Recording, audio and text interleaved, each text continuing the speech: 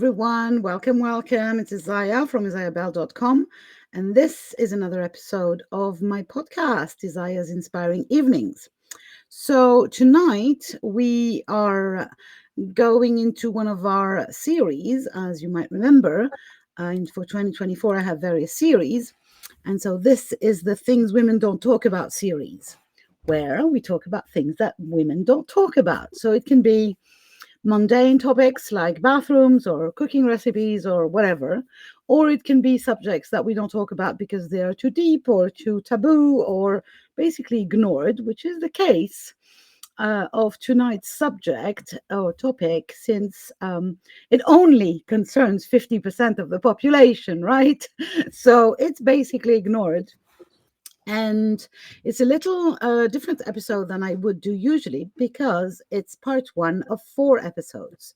So the amazing Cindi Buenzli Gertz, who is my guest tonight, hi Cindi, is going to come 4 times because the topic that we decided to tackle, and that is one of her favorite topics, so the topic of menopause, that she calls inspired menopause, which I love, deserves more than 1 episode. So we decided to do 4 episodes. And this one is going to be about the body aspect, the beautiful body of women going through the change. So before we go too deep into the topic, I want to present a little bit of Cindi, because for those of you who don't know her yet. And the way I do this is by reading her bio. Sorry, I can't remember everything by heart. So let's go for this. As a wife, mom, teacher, and busy woman who survived 10 plus years of perimenopause, Cindi is on a mission to bring the change out of the shadows and into the light. In her women's circles, Cindi helps her midlife sisters find rest, release, and relief during perimenopause so that they can fully enjoy their wise womanhood. She teaches women how to reclaim their physical and emotional well being with restorative yoga and simple self care habits.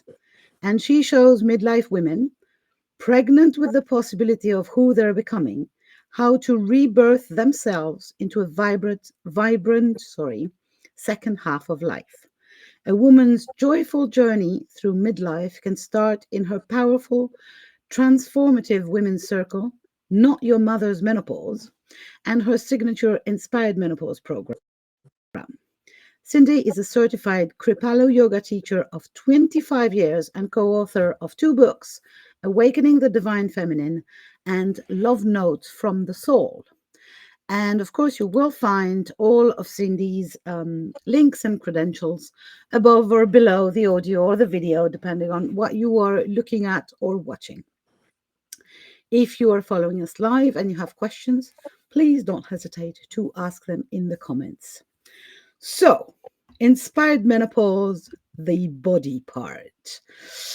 How are we starting this? Oh, it's a long list. It's a long list. Yeah, I compiled, and this has been compiled before, so I borrowed some of it. 34 different changes and challenges, and when I first started this, 7 years ago, the majority of them are physical changes. Not all of them are, not all of the changes and challenges we go through are necessarily caused by perimenopause or menopause, but they certainly overlap with this time of life, I think, and are huge considerations. So yeah, one of the questions I get is what can I expect? And that's a really hard question to answer because I think this experience, this process that each woman goes through it's like a thumbprint. It's like a snowflake. It's unique. I've been reflecting on this amazing concoction of chemicals that we are, and the things that we're exposed to and that we put into our body and how this all reacts. So, the first thing we all think of when we think of what's going to happen physically when things start changing are the hot flashes and the night sweats. And they're not prevalent in all cultures. And I'm not sure about the UK or France where you are, Greece, but I know here in the States, there's a number out there that 75% of women going through perimenopause are going to have hot flashes and night sweats. And Wow. yeah, yeah, and those night sweats lead to sleep issues a lot of times. Sometimes not. Hmm. Sometimes women have insomnia and migraine headaches, which can affect sleep, and some more embarrassing things, like, Can I interrupt yeah, because I'm going to do this, of course, and just for the sake of um, knowledge, let's put it this way, we're talking about a phenomenon that occurs for almost 100% of women, and that means half of the human population, last up to what, 7, 10 years, yeah, the sometimes whole. more. Yeah, the whole process. For some women, that small percentage that just breeze through it and all of a sudden one day they don't have their period anymore. That's a very small percentage. Somebody might notice, it might be a few months, but for the majority of women, it's probably more around like 2 to 4 years. And then you have Mhm.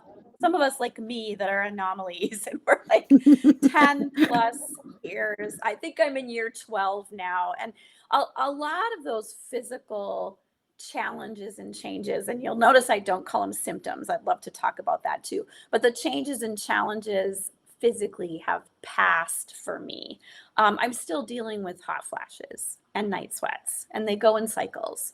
But yeah, 12 years is a long time. It's a really long time. And there are a lot of women who are dealing with these things for many, Mhm. many years.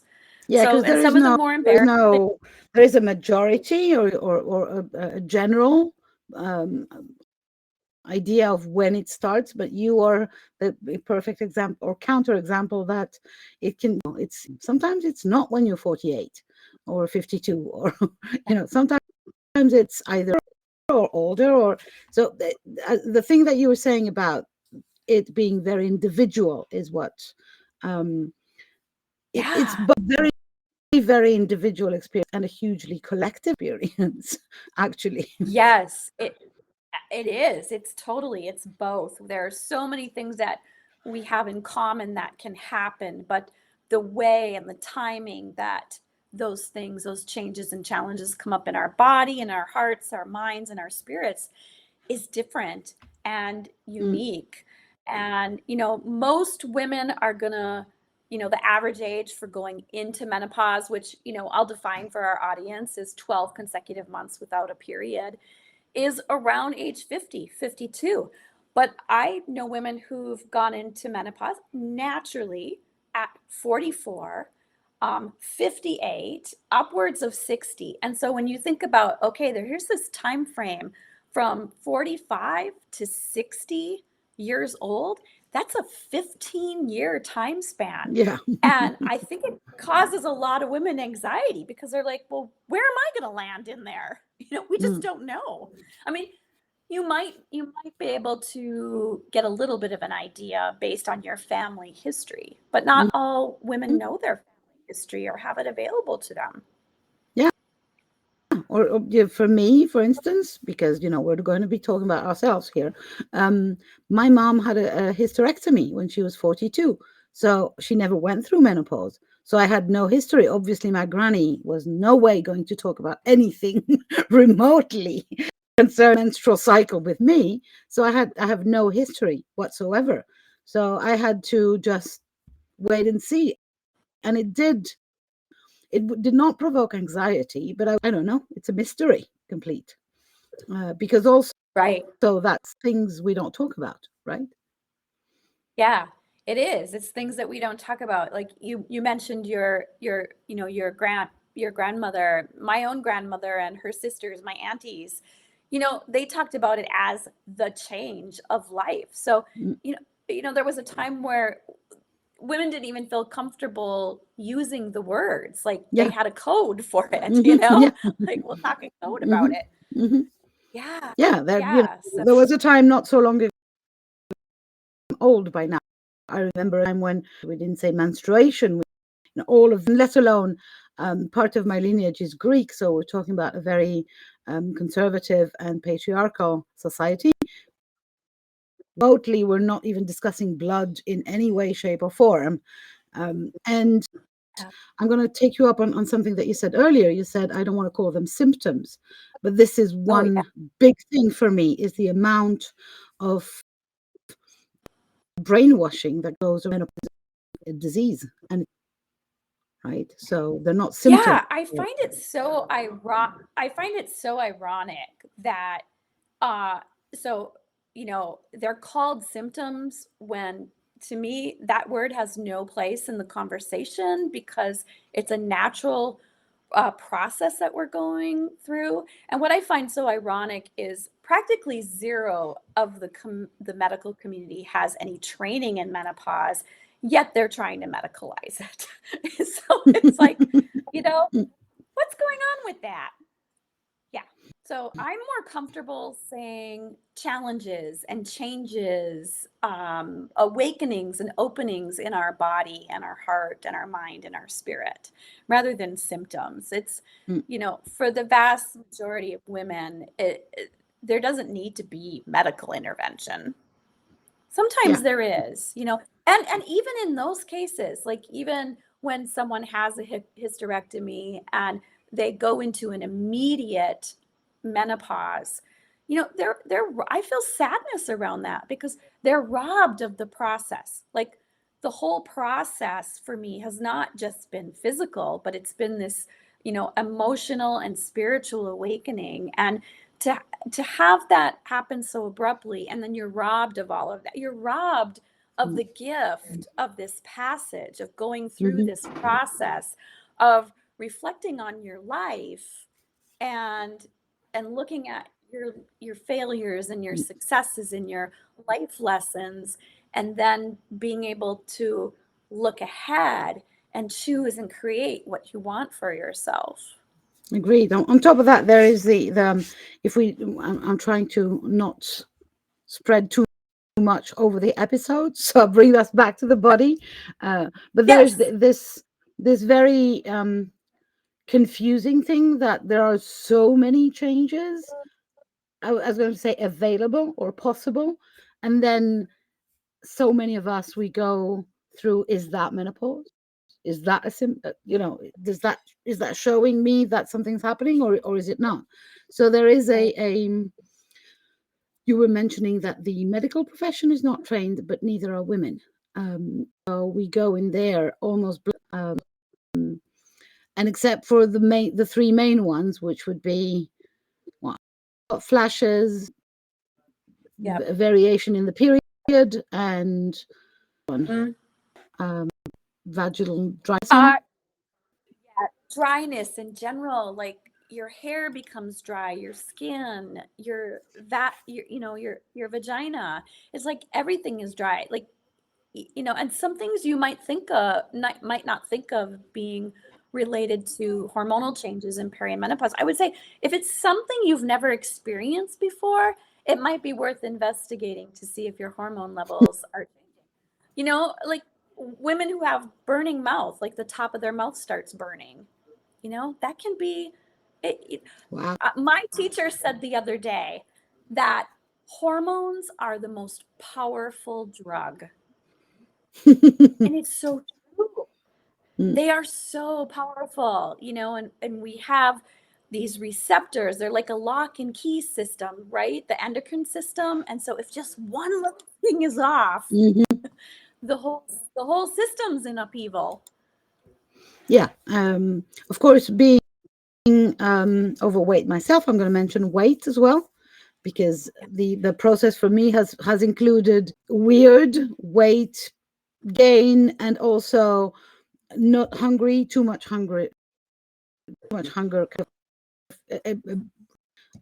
like a machine that is not functioning correctly. My body has felt like, what the hell is happening, you know?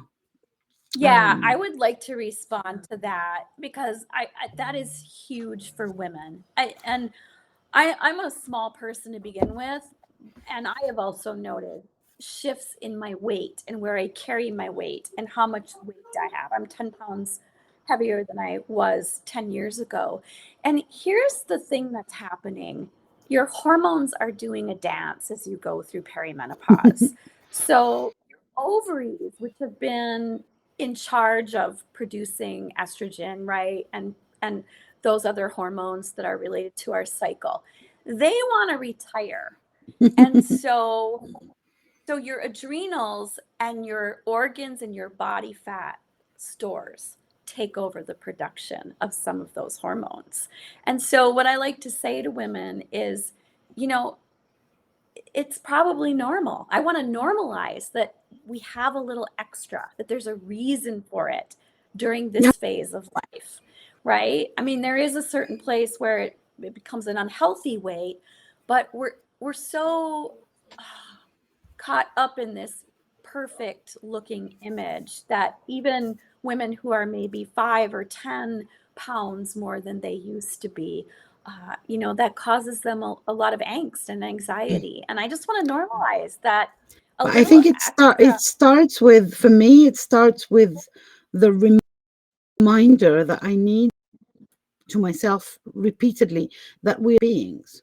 So we're Yeah. not, there is no permanent situation with a woman's body, right? Yes. I love Depending that.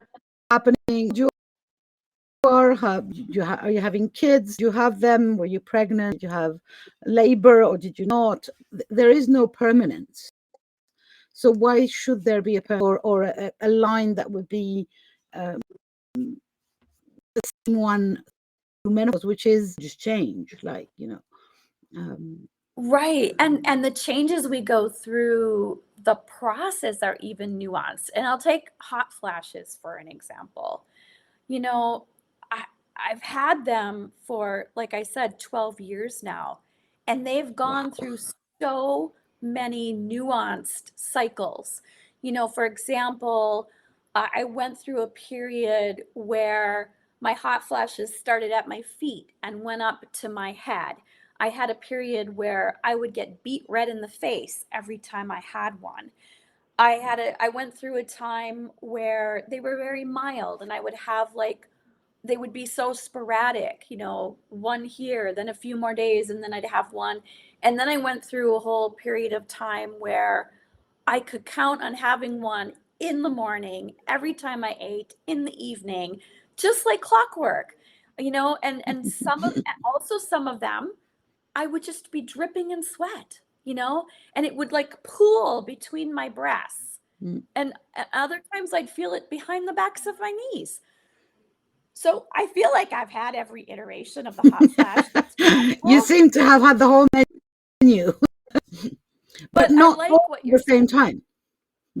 Yeah, not all at the same time. And so, when I like what you're saying about there's a season and a cycle to everything, and everything changes. And Yeah. even these individual things that we might experience as we go through perimenopause can be so nuanced. Yeah. For instance, I'm not, please don't hate me, but I've never had hot flashes.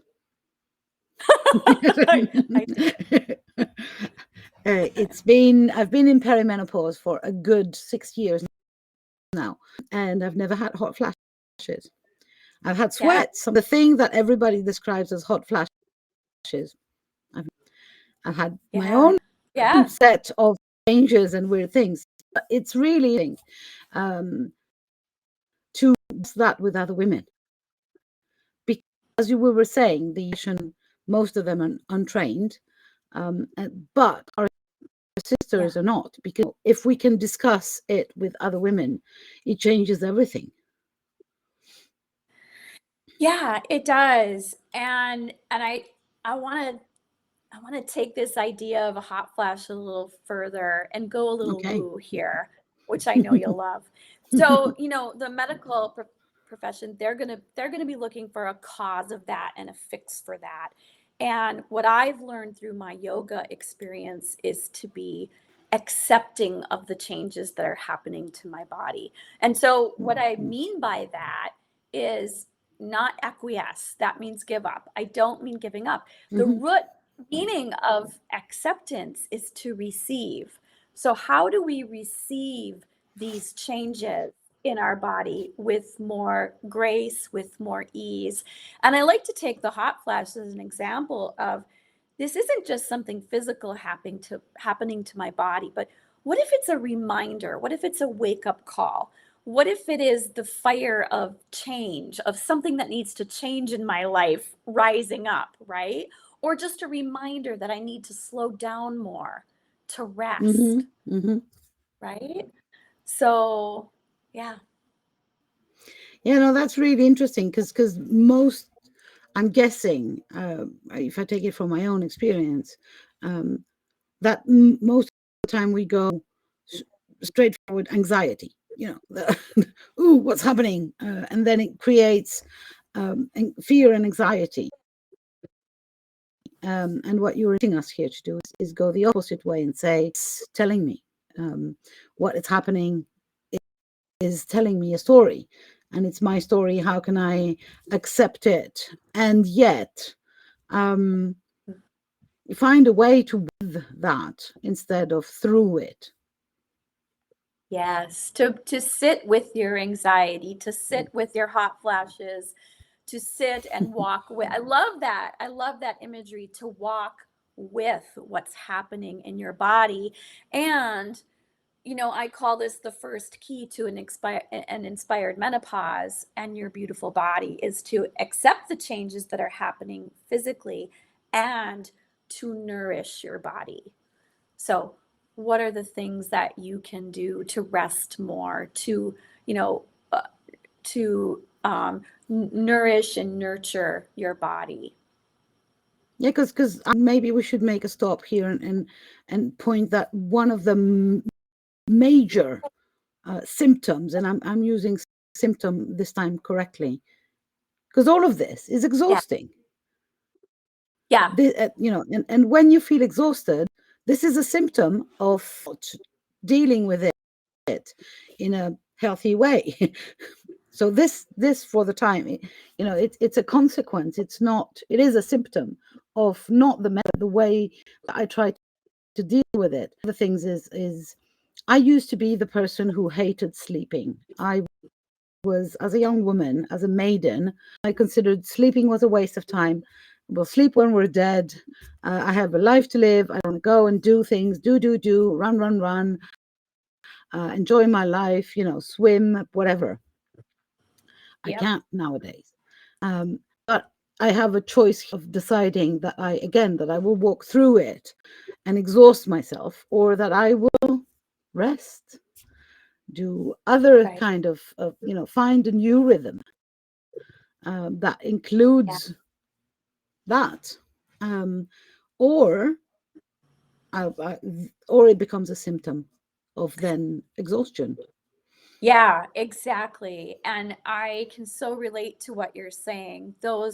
Some of the things you just said, I heard those very same words coming out of my own mouth when I was a maiden, which, as you know, led to what I call my quarter life crisis when I passed out in a grocery store at the age of 28. And I really had to take a look at my health then and the habits that I had. So that I had a habit of pushing through all the time.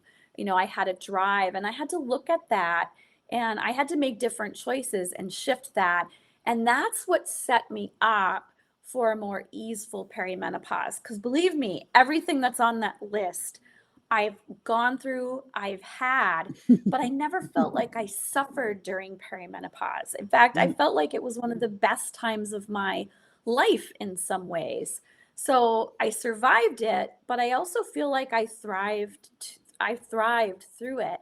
And so I think what's hard for women is if they're still in that habit of pushing and then they come into perimenopause and they just don't know what to do with that. And it's not their fault, right? It's what we've Obviously, been society. trained and taught. Exactly. That's Yeah. they've been selling We live us, in a Go. exactly. And rest has not been celebrated or elevated. And so, this time where we come into perimenopause and menopause when we need more rest, it's not supported. No. I was thinking again about the cyclic nature of women and the monthly cycle that we go through before we enter perimenopause, which should, or because it's to end at least of rest. And already we don't do it. So imagine when comes in for rest, which is perimenopause and menopause. And I don't know if it's, rest is also the time where we dream. Mm-hmm. Yeah. It's not, and I have to say that out loud, hear it myself, dying. Rest is not dying. It's not like go is the only way. And I think that, despite society's norms and normative systems, women need to, is not giving up or dying or vulgar, you kind of rude. Oh my God, or weak. It's not even a weakness. It's not a weakness. I'm reading a book right now called Rest is Resistance by Trisha Hershey or Hersey. I'm not quite sure how to pronounce her last name. It's spelled Hersey. And, rest is a choice. Rest is an action. Mm-hmm. It's very powerful. Definitely an action. And it is a form of resistance of everything we've been taught and trained. Yeah. And it's a time. Sorry, go on. Oh, I was just going to say, it's important for our bodies because it is a time where all of our body systems are resetting. We're receiving rejuvenation, we're refreshing. And, it seems counterintuitive to rest when you have more to do, but resting actually gives us more energy. It fills our well of being back up. And you can't get more out of an empty cup. No. You have to fill it back up. But again, the norms or the way that society is selling us life means that when you rest, you become invisible because you kind of retreat into your own cave or bed or whatever, house. And invisibility means disappearance. If you're talking social media or business or, and so for so many women, they kind of fight the urge to rest because it means disappearing, not showing up for whatever their lives, their parents, their children, their business. And I believe that really we need to reinforce the message that you just said, because it's so. On top of that, the Hollywood system, for instance, shows us no menopause women. We have women, they become mothers, then after that they disappear and vanish into the grand nowhere, only to reappear as grandmothers when they're 65. With Susan Sarandon, who made a conversation on some kind of award speech saying, I'm 48 years old, I had no proposals for 4 years, nobody wants me, basically. I'm non-existent now. I was one of the top paid Hollywood actresses, and now I'm just no one. Do you think that's relevant? Do you think that is acceptable, that the industry literally vanishes or makes disappear a whole bunch, basically, of women at a time. And then the audience, us, the rest of the population, we have no role models. Right. That's exactly what I We was have, just thinking. Breaking my heart, right? That these women disappear for 15 years. And, personally, I would be interested in seeing that portrayed. I would be interested in seeing that model. of course. Well, Yeah. again, half of the population, do we hide this as, and then the thing is, we hide this, or when the whole society hides it, since there is no role model, it then becomes, the woman can feel guilty or even shameful of not feeling perky and go and all funny, or wanting to rest. I feel like, oh my God, there's something wrong with me. And again, there's nothing wrong with going through menopause, because you know what? Everybody does. Well, every woman does. But it sounds like, we're saying that, and I'm half laughing. It sounds so ridiculous. Even the attempt to pretend that it doesn't exist sounds ridiculous. Yeah. I mean, anyway, sorry, this is going to get me angry. So Yeah, I'm feeling the weight of that moment. I mean, I'm feeling myself get quiet because I just want us all to feel like the gravity of that. It's huge. And this is exactly why I'm on a mission to bring menopause out of those shadows and into yeah, the light. And I know I'm not the only one. I'm so encouraged by all the work I see out there, the other women who are yeah, talking no, about this too. And but that's we what's need we gonna need shift we it. need anyone who feels called to do that work is welcome, because there is a lot to be done, a lot to Yes. be discussed. And one of the things that I love with your work, and I'm going to push you to kind of insist on that, is that what you do is not teaching. It's holding space for women to talk between themselves also, and Yes. creating this that is, for me, is also so potent and powerful, because Mm, then we find sisterhood, and we find that we are not alone, that we are not isolated, that we rest and we seem to disappear. There are times where we're not resting, when we're discussing with our sisters and seeing that our symptoms or our changes for individuals, uh, however individual they are, they find resonant other women. And I think that's very, very important. yeah. Thank you for that. And I'm really glad you're acknowledging that because it is different. Teaching is such a small portion of what I do now. It's more, like you said, about facilitating. It's about bringing women together, and yes, I teach them Of different course. restorative practices and ways that they can rest, and then we rest together. And there's a power in that, and in sharing with one another. And I like to say that, in women's circles, you're going to the real experts about Hmm. menopause, the other women who are going through it right now Yeah, with you. This is how we learn, is from each absolutely. other. Absolutely. A few years back, I used to run red tents and women's circle. I'm kind of in a pause for that, in a menopause for that. Ha ha ha. But one of the things that I was really uh, very excited was having generations together in the same room. So having maidens and mothers and wise women and enchantresses and the whole shebang.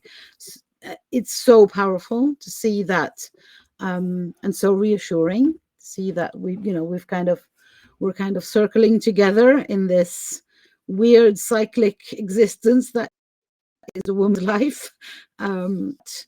In fact, we are not isolated, even though society tries to pretend that we don't exist.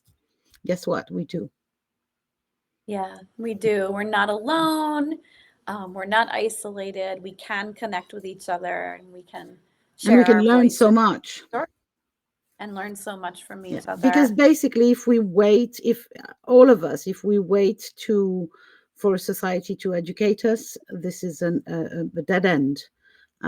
We need to grab the matters into our own hands and educate ourselves, whether it's about the cyclic nature of women when we have a cycle, or whether it's about menopause, or whether it's about giving birth. Um, I recently stumbled upon a statistic that said that the amount of C-sections is in Greece now. It's more than 50% of Oh, wow. of the labor of giving birth that is C-sections, and that's 100% of them, almost exaggerating, but a good 80% are elective because Yeah. the OBGYN wants to go on weekend, and and it's like, fuck Yeah. no, a woman's body is Mm. in most cases very well to give birth. It's and it's not a medical Yeah, very condition well. again. Yeah, and to go through menopause. Yeah, I know our rate here in the States is quite high as well, and it keeps going up, and you'd think it'd be going in the other direction. And Um, sorry, before we I wanted to ask a question that is a body question, since we're supposed to be discussing body. I wanted to know what do you have a stand regarding hormones, so oh, synthetic hormones. yes. uh, Oh, good. I'm so glad you brought that question up. I did want to bring that up because that's a question I get frequently is what is my take on hormone yeah. replacement therapy? Um, and that has changed over the years. So of course I have my own story around that. I watched my mom go through taking Hmm. hormones when she was in perimenopause and her very negative experience from that, which at the time, you know, some results around that were taken out of context that we're learning now. And it put the media into a whole frenzy around how hormone Hmm. replacement is terrible for you. And I'm just going to take the stance that I do with everything. I really believe in a woman's sovereignty. And my take on hormone replacement therapy is if you feel drawn to it, if you've tried everything else and you're curious about it, is to do the research about it. Find out Yeah. more. And Hmm. I think every woman should be able to make that decision for herself. Hmm. Some women will want nothing to do with it, and I think that should be acceptable. And other women, are going to find relief through that. And I think all the tools that we have to help us through this incredibly difficult phase of life available to us. Yeah. And women can decide for themselves. Um, I had somebody ask me recently, as a midlife midwife, what's the most interesting story I've ever heard or impactful story? And I would say, I was reflecting on that this morning. And the stories I love the most are the women who trust themselves. Hmm. They've been told you're too young or this is all in your head. And they've stood up against that because they know their own body. And we've been taught not to trust our own body. But Hmm. some women have learned to trust their own body again. And they've trusted themselves.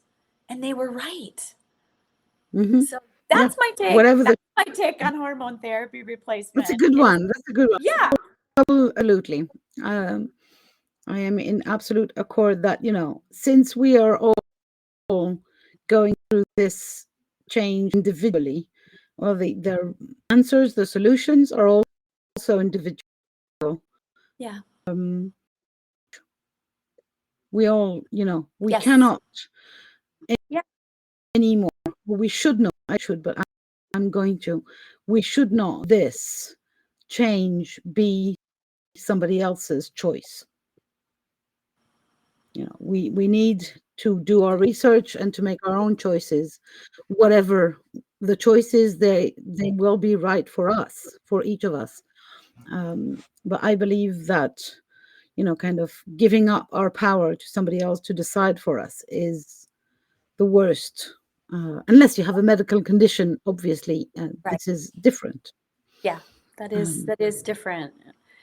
Yeah. So the women who come into my inspired menopause circle, I try to help them with that research. People who know my work are constantly sending me articles, and so one of the things that I've done is I've compiled a list. So there are books and articles and clips that when a woman is inside the program, she has access to. Awesome. So we're going to have to talk about that because I realize we're almost done already. My gosh, Yeah, time flies. So it does. for the listening to us or listening to us before March 8th, 2024, there you can access Cindy's amazing sample circle, shall we call it like this, called Not Your Mother's Yeah. Menopause, which is happening on March Yes. the 8th for International Women's Day. And you will link above or below the video. It's kind of a sample of what if you join her big program called Inspire Menopause, which starts next week. Am I correct? The Inspired Menopause starts at the end Yeah, of March. This at the end of Friday. March. Sorry, my mistake. Yeah, this Friday. Have the Not Your Mother's March. sample circle. Yes. Yeah, so that's Um, on International Women's Day on purpose. I hold it on that day every year. And yeah, so that circle is about breaking through that feeling of isolation, invisibility, the silence, and mystery around menopause, and reframing it as a celebration into wise womanhood. It's a chance to connect with other women and myself who are going through perimenopause and menopause. And it, like you said, it's a anyone who's interested in my 3-month program, this is the place to come and learn about it, is in Not Your Mother's Menopause. I'll be sharing the details. And it also will give women a taste of restorative yoga, just a little taste of what rest and release and relief feel like in your body. And you begin awesome. to nurture your body. And then I'll also go over the 4 keys to having an inspired menopause. And Mm-hmm. talk a little Now bit you about got one me of those excited. today. As you know, I'll be coming. So Yeah. you who are listening to this, if you are listening before March the 8th, 2024, you can find the link around the video or the audio. Now, if you're listening after that and you're still interested in finding Cindy, you will find other links below or above the video where you can reach Cindy when it's not March 8th. The rest of the year, she is still around and she has a few amazing programs that you can join, or you can work with her one-to-one as well.